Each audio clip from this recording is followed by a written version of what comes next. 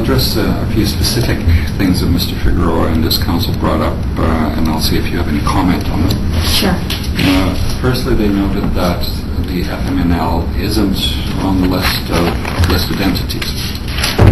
If it was a terrorist organization, it would be there. So what's your comment on that?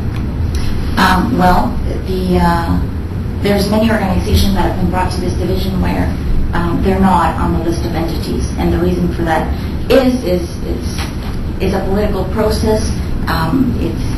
It takes years, and also the fact that the FMLN today is considered a political party. It's no longer it is no longer considered a organization that is engaging in armed struggle to overthrow the government of El Salvador. Your Honor,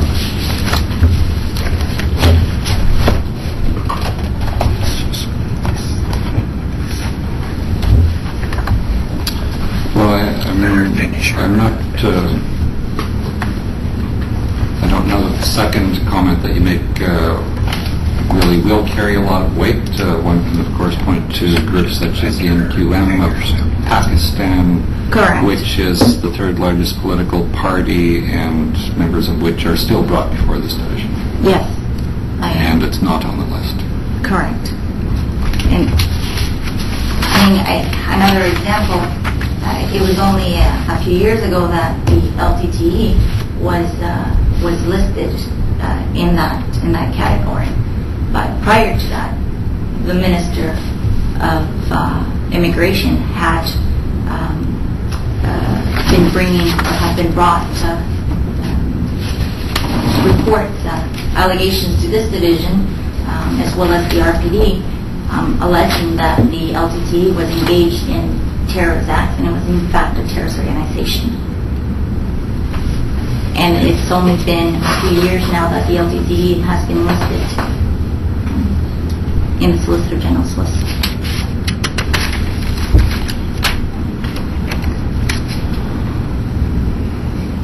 I can speculate and provide you with my own personal views as to why, but I'm not going to go that route. No, well, I wouldn't listen to it anyway. Yeah. I'm afraid. So, they mentioned that Mr. Figueroa mentioned there's, he believed, 3 United Nations resolutions respecting El Salvador, and none of those resolutions referred to the FMNL in any way as a terrorist group. Anything you want to say about that? well, I guess it's perhaps so broad that it's... I can't really comment on that. Yeah, I mean, we don't know what those resolutions specifically we're dealing with, so I can say that it might be really difficult to comment on that. I mean, the same thing could be said with this country listing, say, the LTT as a terrorist organization, and then looking at France or England and saying, well, it's not listed in there. Everybody has their own process and definition of what terrorism is.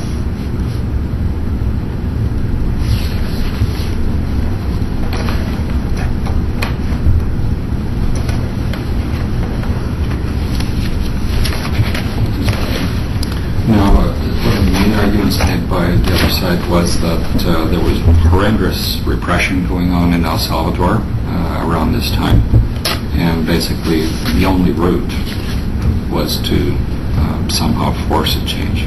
If a change had not been forced, then the terrible repression and death squads would have continued. So I guess the suggestion is that they had to go this route. Any particular comment on that? I think that's for perhaps Section 34.2. The minister may deal with that issue. Regardless of... So Section 34.2 deals with the minister's exemption. Regardless of the conditions, yes, you can take steps to rebel and cause a change. However, I would submit that the FMLN went beyond that. Its initial cause got lost in the fighting, and there was, and I'm not going to, and I mean, the minister's not denying that there wasn't any atrocities committed by the government of El Salvador. There was, and in fact, we've taken cases before this tribunal at the RPD as well on members of the state who were members at that time. So I'm not denying the fact that atrocities were not being committed. It doesn't negate, or it doesn't make it any. It doesn't make it acceptable for the FMLN or the government to take the actions that they did.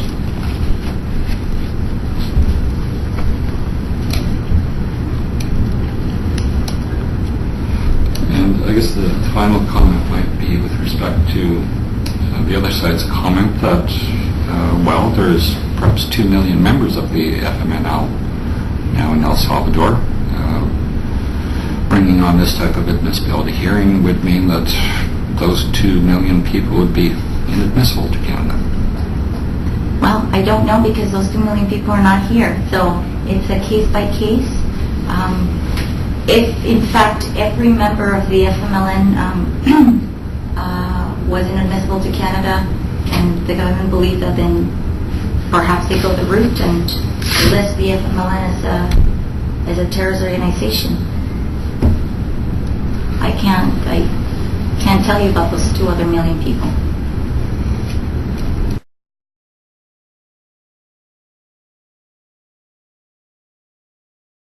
If in fact every member of the FMLN was inadmissible to Canada, and the government believed that, then perhaps they go the route and list the FMLN as a terrorist organization. I can't tell you about those 2 other million people.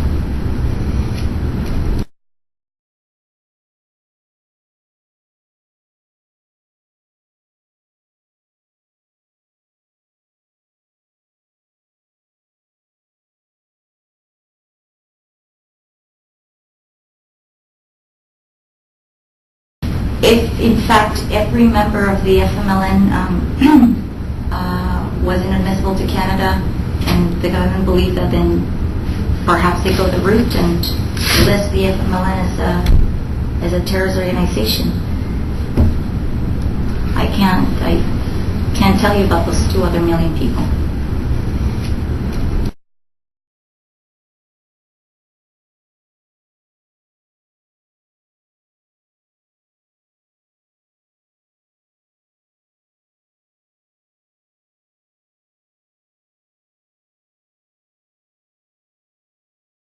If in fact every member of the FMLN was inadmissible to Canada, and the government believed that, then perhaps they go the route and list the FMLN as a terrorist organization. I can't tell you about those 2 other million people.